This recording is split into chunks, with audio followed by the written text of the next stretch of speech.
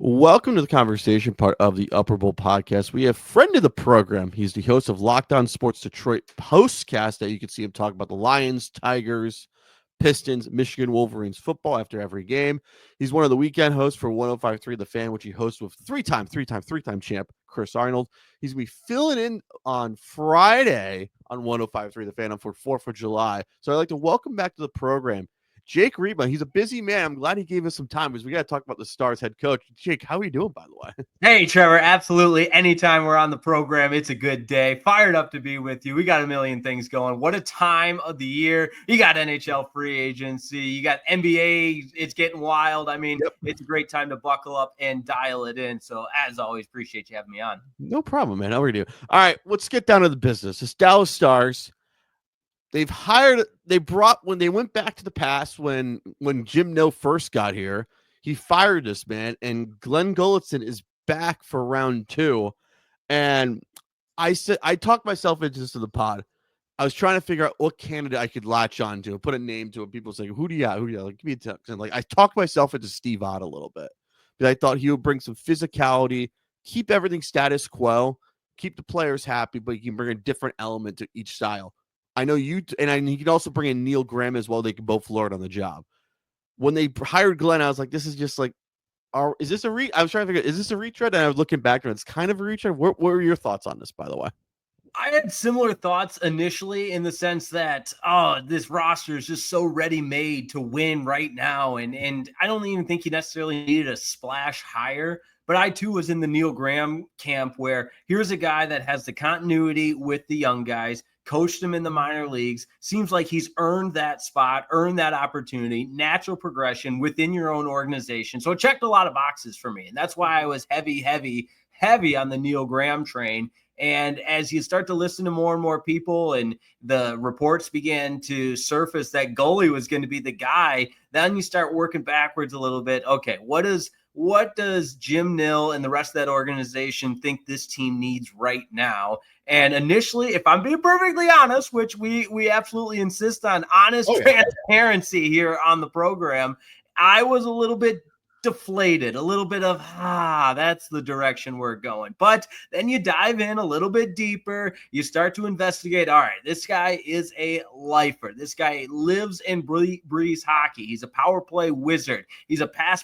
shoot kind of guy. What's a weakness the Dallas Stars showed? A little bit too much finesse. He is a downhill coach and keeps it, in a lot of ways, keeps it simple. Pass, shoot. That's his mentality. And he has a great track record with star players. Obviously, McDavid and Draisaitl at the top of that list, but by all indications, he's a guy that has that unique ability to connect with players, but at the same time, he can be a fiery head coach. He can be an MFer and yell at guys. There's that infamous viral clip when he was the head coach of the Calgary Flames where he's throwing his stick into the crowd, and I know it was empty because it was a skate around, but he gets after it, and so I think he is going to have that combination of knowing when to put his arm around a guy and say, here's what we need from you, or knowing when to really get after the guys. And hopefully he can kind of minimize that distance between head coach and player, which we saw that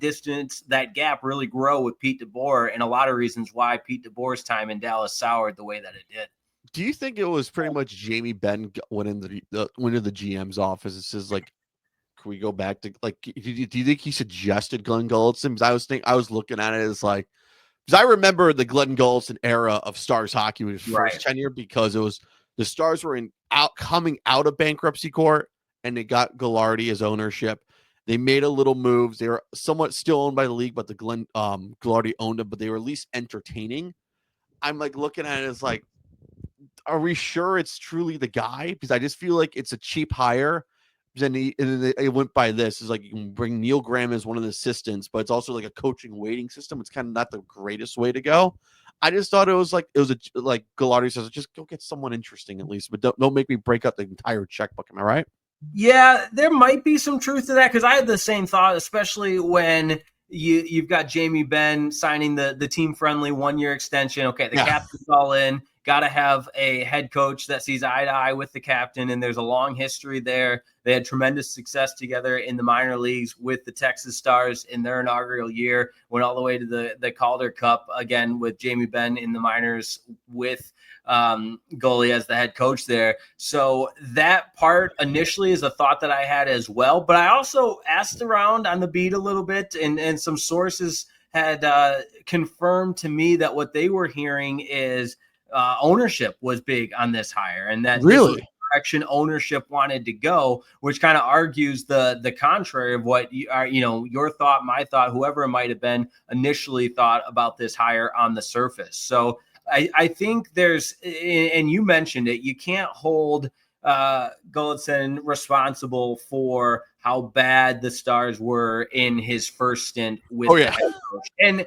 And maybe that's a little bit of an overgeneralization. Of course, ultimately it falls on the shoulders of the head coach. But like you mentioned, they were coming out of bankruptcy. I believe the NHL was running their financials that limited what they could do in free agency and so on and so forth, and just orchestrating a team altogether. And he was really kind of the fall guy for all of that. But it is kind of ironic the way time works itself out, in the sense that you got Jim Nill's first move as general manager for the Dallas Stars is to fire Glenn Golitzin. And now, hey, this many years later, after being named the 3-time Jim Gregory GM of the year, you got Jim Nill saying, hey, come on back, my friend. We got a ready-made roster, and your time is now. Lead us to the promised land. Now, all that said, what a set of expectations to inherit for a new head. I was mentioning this on 105.3 The Fan this morning, that this is not a bring in a new coach and everything's great and give them a runway to succeed. No, this is a win now, and not only win now, but the parameters of the expectations are the last guy got us to the conference finals, but couldn't get us to the cup. So you're the guy to get us to the Stanley Cup. No pressure at all, my friend. Goalie, just come in and lead us to the Stanley Cup. That's all we're asking. No high expectations. Just come on in and get us all the way to the Stanley Cup. Crazy when you think about it, but we'll see if Glenn Golitzin is up to the cat. Definitely. At least the good thing is he's got a better goaltending situation this time around, unlike last time when he had to deal Kari Lehtinen and Andrew Raycraft. That's just a combo of like, you may win, but you may win ugly and just be a 7-6 game or a 9-7 game at least. One thing I went into, I just got this from Bob Stern, anyways, via Sean Shapiro. When he was part of the staff in 18-19, the power play percentage, first year 21.2%, 19-20, 29.5, 27.6, 26, 32%, 26% 2 years ago when they went to the Cup final versus Florida the first time, and 23%. I think that's going to be a fun one to do, what he wants to do with the power play, because we all hated the power play from the get-go this year from Steve Spott anyways. And though it improved, I feel like he's known for like always having a good power play, especially with the Oilers since he came onto the team from 18-19. No doubt. And that's, and listening to Stars Twitter, and sometimes it's the loudest people are not necessarily representative of everybody. Yeah. But that's, I don't want to say the only saving grace, but it is certainly what people that might be not as high on the hire are clinging to. Is all you have to do is look at the progression of that Edmonton power play, and it helps when you have the two of the best players in the world on your power play. But this Stars team is not lacking in star players in offensive weaponry by any means. And there's the thought, or at least the belief and the hope, that Golitzin can be the guy to elevate this power play for the Dallas Stars to its full capabilities. And I know I'm going to sound like a broken record with the pass shoot mentality, but it really is an element of simplifying and maximizing what these guys that are so talented can do, and in particular on the power play. and look no further than Connor McDavid and Leon Draisaitl and the Edmonton power play. And I'm certainly not equating, maybe Mikko Rantanen, for example, or some of the Stars' weapons to McDavid and Draisaitl, because to each their own. But at the same time, that type of player, the caliber of player that Rantanen can be, that Johnston can be, that Robo, if and my hope that he sticks around, can be, and all of those scorers can, reach that new level with a new voice. And a couple of, this is just off the record, buddies, group chat, that sort of thing. You've got hockey group chats. I've got hockey group chats. Exactly what we were talking about is, hey, sometimes in the NHL, it's just as simple as a different voice, and not just the NHL, in all sports. So there's a sense that it's not like you look at this hire on paper and say, wow, and, out with the bad and in with the good, because I don't think that's fair to Pete DeBoer by any means, a guy that's gone to, 6 conference finals in the last 7 years. And at the same time, it would be shortchanging Golitzin to say, he's just coming in to be this miracle worker. So it's a lot to unpack, like anytime you have a new hire like we do here in Dallas. But at the same time, if you really, really dive into it and you start, again, I go back to that saying, you start working backwards of what does a team that's ready to win now, that needs a new voice, that has star players, need from a head coach, and Glenn Golitzin provides a lot of that. Yeah, definitely. I think it's gonna be fun, at least, because I was going through his history. Who he's like after the start. I always look at who he's worked with after he was with Dallas. He worked under Torts and Mike Sullivan. That's good, 2 good people to work from, at least. And in Vancouver, even though Mike Sullivan, even though he broke my heart, and there was tears for a young Jake Riepma when the Pittsburgh Penguins hoisted the cup in Joe Louis Arena. But game respect game, man. Mike Sullivan. He worked under Sullivan and Torts the last time those two were together. Then he worked with Willie Desjardins after Torts. They kept him along.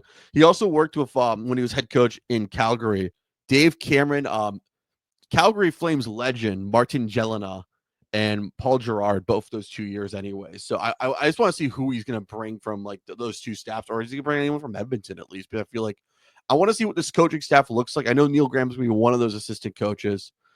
We both think. I just wonder who else is going to stay along for the ride in Dallas anyways, because it feels like the locker room was completely fractured after game 5, I felt, and what way I was viewing it through the press conferences, everything. Like, I want to know what he's going to bring to make sure restructure.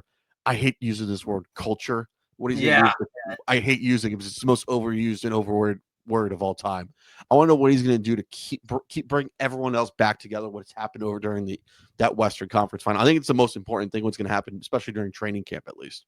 No doubt. And Alain Nasreddine, I would add to that list as well, because I thought when it started to become maybe not apparent, but I felt like if Neil Graham was going to be the head coach, they would have done it, named it sooner. And then when Jim Nill spoke that Nasreddine was in fact a legitimate candidate, I thought, okay, maybe he is going to be the head coach. But now with him not getting the nod and not necessarily having, a history with Golitzin, that remains a huge question, and it will be interesting. And then if he does stay, to your point, what does that look like? And a new role for Nasreddine and that sort of thing, or is it more the same? And Golitzin's the new guy coming in, but at the same time, he's the head coach. So what does making his staff look like?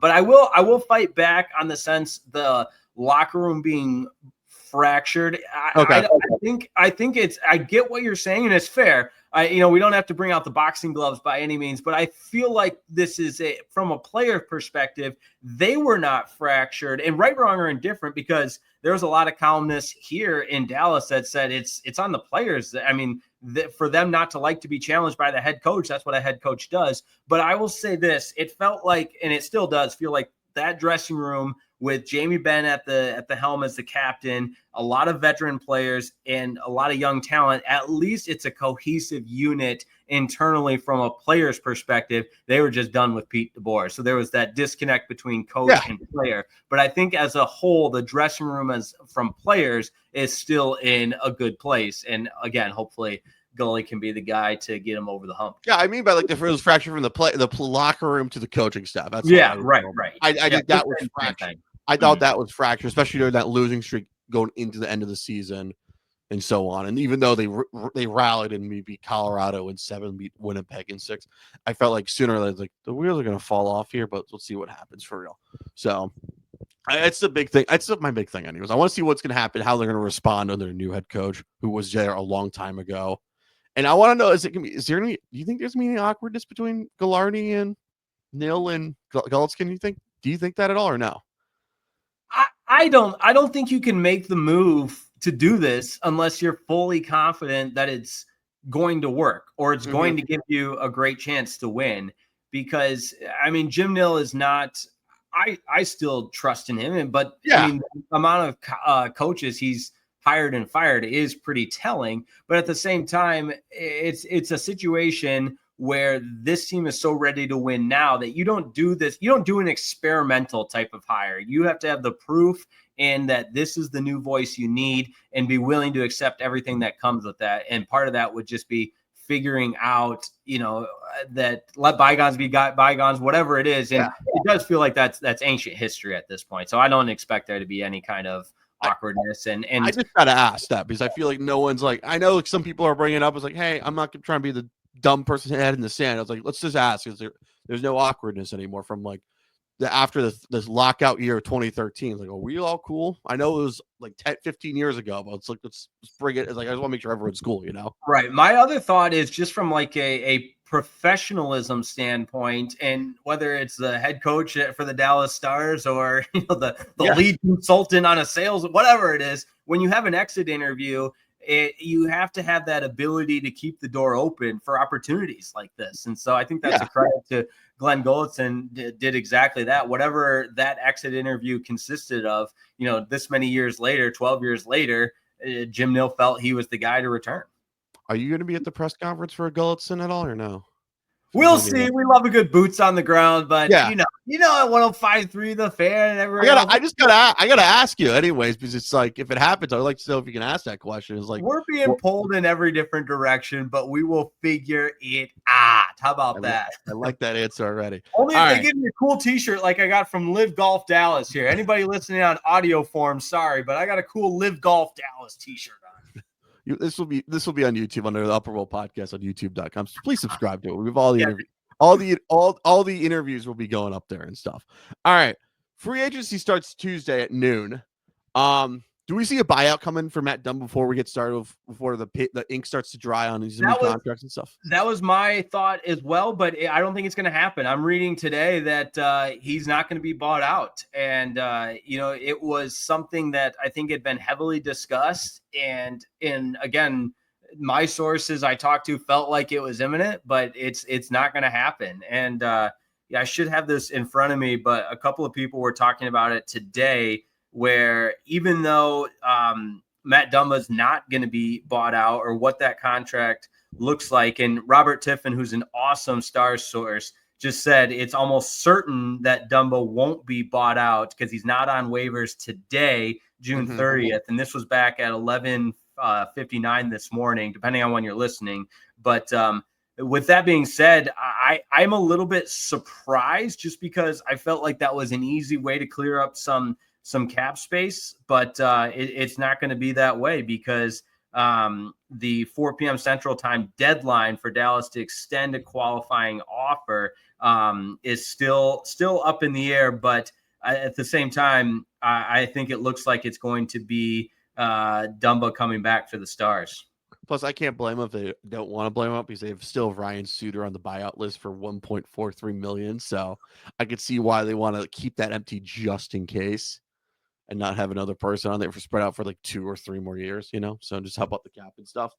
If you feel that. Do we feel what big move do you think the Stars are going to do? I know cap is strapped right now as I'm looking at Puck P to RIP to my favorite cap friendly, by the way. They have $980,084 left. Some money's got to move out anyways. I know Mikael Granlund wants to come back. That's exactly where I was going. I know his people were meeting with, and his representatives were meeting with the Stars front office. We saw it with the Jamie Benn deal where you can get a little bit creative, start using that monopoly money and the bonuses and that sort of thing to work against the cap. And I don't I don't know how you even orchestrate that or formulate it, but given the pay cut Jamie Benn took, and you could say the pay cut Matt Duchene took with the amount of money that he's still receiving from the buyout in Nashville, that Yeah. maybe it would be crazy, but at the same time, I could see it happening in Mikael Granlund coming back to be with the Dallas Stars. And then does that then open the door for Jason Robertson trade? Again, I've been vocal about this. I hope Robo stays in Dallas. I just think he's too good, too young and I know his playoff production hasn't been up to par, but at the same time, I would hate to see him go. He's been such a gem for the Dallas Stars. I would hate to see him go do that wearing a different team's uniform because he was the odd man out and felt like he had to be dealt due to cap restraints. Am I a bad person to give are you giving him a pass because he was injured, like leading into the playoffs on the last day of the season? For Robo? Yeah, for Robo. Because I feel like I've given him the pass. It's like, you're injured. You are like, I give you all the passes anyways. Like, are people not giving him the passes or no down there? Right. I think it comes up in discussion. I mean, to each their own. Everyone's got their own hot take in today's society. But I do think those that can be less reactionary and more big picture can look and say, yeah, he clearly wasn't himself. And even then, he started to turn it on at the end of that Edmonton series. He was the only guy doing anything in the late games against Edmonton there. So, and I, like when you start talking about if guys were healthy or not, especially when it's something you can't necessarily measure, it just becomes a guessing game. And so I won't use the terminology I give him a pass, but I just can acknowledge that that's a part of the conversation, that here's a guy that was clearly fighting something. Yeah, I felt like he was fighting something, and I was like, you're gonna get a pass in my book. You're fine. I know some people are like saying like you shouldn't get a pass. Well, it wasn't my idea to have everyone play on the last day of the season in Nashville and have your biggest topping wing get injured with a knee injury and miss the first round of the series versus Colorado. You could have used him already. So yeah, you're not wrong.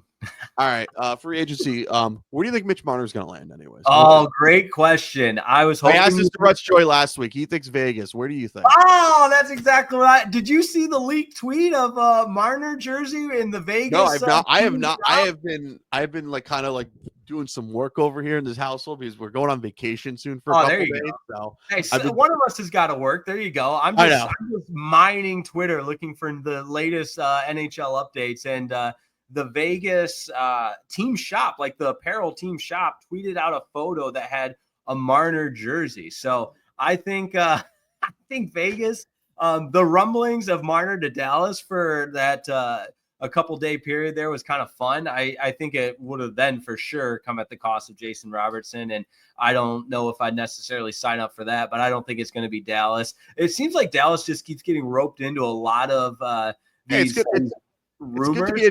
It's good to be a landing spot, at least be in the rumorville. I always say it's always good to be it's good to be in that book anyways. Like it's usually Florida, Tampa, Vegas. It's like, hey, it's good to have Dallas is in there. It's entertaining. But I just don't want to see him go to Anaheim because that's the worst spot to go to.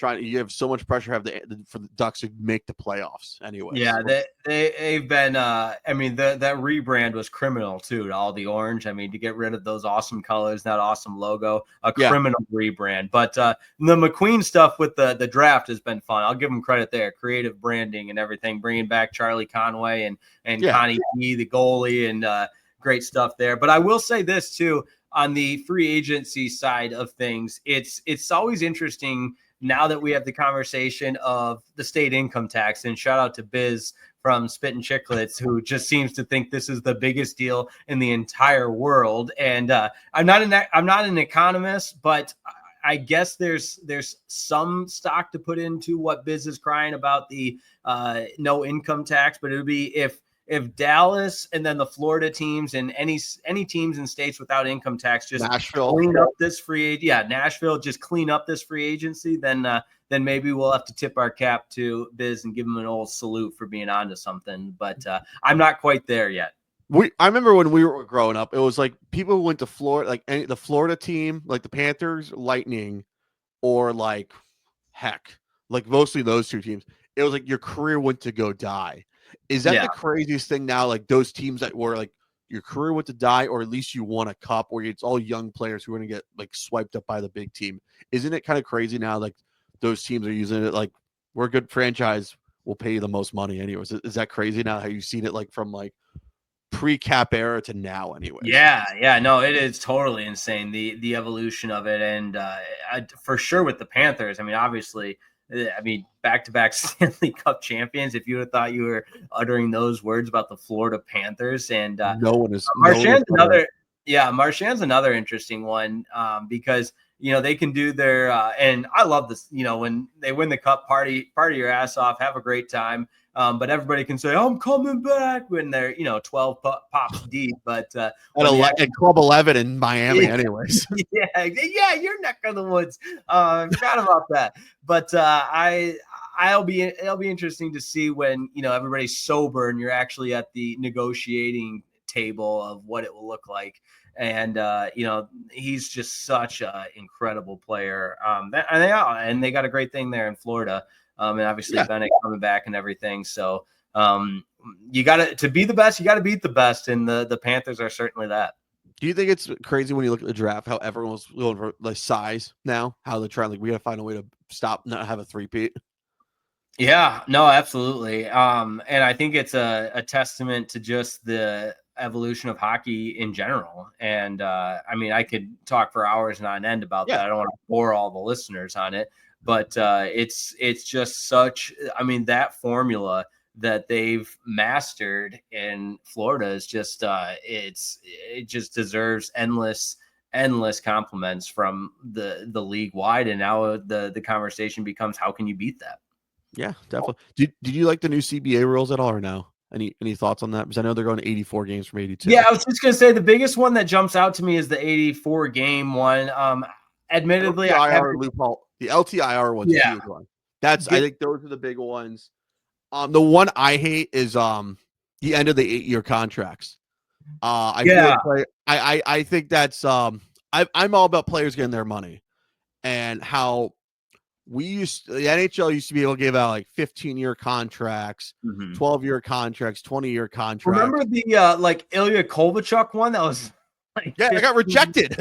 Yeah, that's right. But yeah, admittedly, like I haven't gone through with the fine-tooth comb yet. I need to, and that's a good reminder. So I apologize to the Upper Bowl listeners. I know the 84 game one it's that's what jumped out to me. The long-term IR one, I think, needed to be addressed. I think everybody can agree with that. All these teams trying to find ways in the loopholes to really kind of de-integritize what that rule was made for is a good thing. So, and again, that's very surface level because that's all I've really had the chance to go through it with as far as the new CBA. But I think we can all agree that at least the things are being done in hopes of finding, common ground that everybody can agree upon. Yeah. After seeing Florida put in Kachuk, who had a groin injury, like I said from the start of this podcast, when he got in the USA game anyways, it's a groin injury. You could say it. We know he's going to be on IR for a while. Go look at Yager when he did it. He had to play. I just think it's overdue. And we could also thank the Chicago Blackhawks. They started the whole loophole thing anyway. So with Patrick Kane. So yeah, they're a bunch of crooks in Chicago. They always have been. They're a fake hockey town. And when they're irrelevant like they have been for a while, nobody actually gives a damn about the Chicago Blackhawks. Although all that said, and they hired my guy. Jeff Blashill, that's my guy. I go all the way back. I did his last interview as the head coach of the Detroit Red Wings. And I did not know that. That is awesome. Anyway. Yeah. Isn't he coming back next year? He said, that's too much coach talk. And then he was not coming back the next day. But no, he always treated everyone so well. And sorry to just go off on a totally sidetracked and off the rails here, but covering Jeff Blashill and those Red Wings teams were absolutely terrible. And the poor guy was just set up to completely fail. And, we don't have to do a deep dive on the Detroit Red Wings by any means, but we'll do that in the summer. We'll do that in July or August. How about that? Yeah. And then you get me really fired up about my childhood idol, Steve Yzerman, asleep at the wheel, although I guess they made one trade for, hey, you got a goalie. You got John Gibson. He's American too. So you're good with that at least. USA. There you go. Absolutely. How was Liv Golf, by the way? I've been always trying to go down to it whenever they come to Miami. How much fun was it in Dallas? Because I don't Dude. go. I try to go to golf tournaments. I just never have time to. It does not fit my schedule. Dude, it was so cool. I'm not gonna lie. I mean, it was hot as hell. I was sweating my you know what off, and anybody next to me, I feel bad because I was just sweating by existing. But the format, so cool. The environment. I've been to a lot of PGA events. Whoa, yeah, really cool. But it's just so different. Now, I've never been to Waste Management, so maybe what I'm about to say is going to be an outlier, and anybody that's been to Waste Management say, yeah, that's how it is. But there's music at every single hole. It's a complete party, and there's a PA announcer while guys are getting ready to hit. So it's like take what you thought you knew about golf, and it's just way different in the party atmosphere. As a purist on the golf side of things, the shotgun start, loved it the first 2 days. It was great. Everybody's out on the course at the same time. You can always see, it compacts the day a little bit. It's not this marathon day, but the final day when you had 6 guys tied atop the leaderboard, that was tough because you didn't know who was on what hole, and they do a good job of having jumbotrons out there and everything so you can track it, cool drone footage and everything like that. But with the shotgun start format, everybody's on a hole at the same time, so everybody's finishing at different holes, so you don't have a big gallery around the finishing guy that wins it, and it happened to be Patrick Reed in a play. Yeah. What are you gonna do? Yeah, I just want to. I will say this: there's 2 golf tournaments I want to go to. One of the good Live Golf spots, and the Waste Management Open, the Click Clack Open in Phoenix and Scottsdale, which I'm trying to do in my lifetime anyway. So we may have to make that happen. I've heard from, see if Upper Bowl could get credentialed. I've heard from many people that it is an absolutely, it's just a wild environment. It's a circus. And based on everything we see on full swing, I would agree. I think we may have to do it sometime. I gotta look at this. I gotta look at the schedule, anyways. Jake, what days are you filling in for? Are you filling in for the midday show or the morning show this week on Friday? I'm on the morning shows this week. A little 4th of July, a little holiday schedule though. So I think it's 9 a.m. to noon Central Time, and then I'll have my 2 weekend shows with the 3-time Hall of Famer Chris Arnold. He and I got after each other a little bit this past weekend, so I'm going to go back on the Odyssey app, check that out. It's good stuff, though. Great chemistry. Love working with Chris Arnold. He's a legend here in Dallas, and I'm just a young, wide-eyed idiot trying to learn the business, so he's happy to help me in that sense. And even though the Texas Rangers are struggling a little bit, you got a lot of really fun things happening in Dallas. I was out at the American Airlines Center for Dallas Wings and Indiana Fever. Caitlin Clark did not play. That was unfortunate, but I will tell you this, the spectacle, the scene that followed her was pretty incredible. Just seeing her sign autographs, making every single young fan's day, and just the smile on everybody's faces was pretty neat to see. And oh, by the way, Paige Becker's first overall pick's pretty good too. Oh yeah, definitely. One thing I got this today on this Monday, I got the Kobe Bryant. I was able to win the drawing for myself anyway. So that's huge. That's huge. I love that. Jake, we will talk probably July and August because we know we have an NFC North division to preview. Because how about that? I always like to say, if you're a fan of like whatever you do in media, and if you're not from that area and you're a fan of another team, we like to have you on the pod. And you're a Detroit Lion fan. We've kind of missed out on the NFC North every year because we can't find anyone, but we finally have someone. It's not a Packer fan or a Viking fan. So Jake, you're going to fill the void perfectly for us. I'll say that. I look forward to that. I look forward to it. Trevor, always a pleasure, man. Let's do it again and have a wonderful rest of your time. Thanks as always. And it's always a pleasure. Will do. Thank you.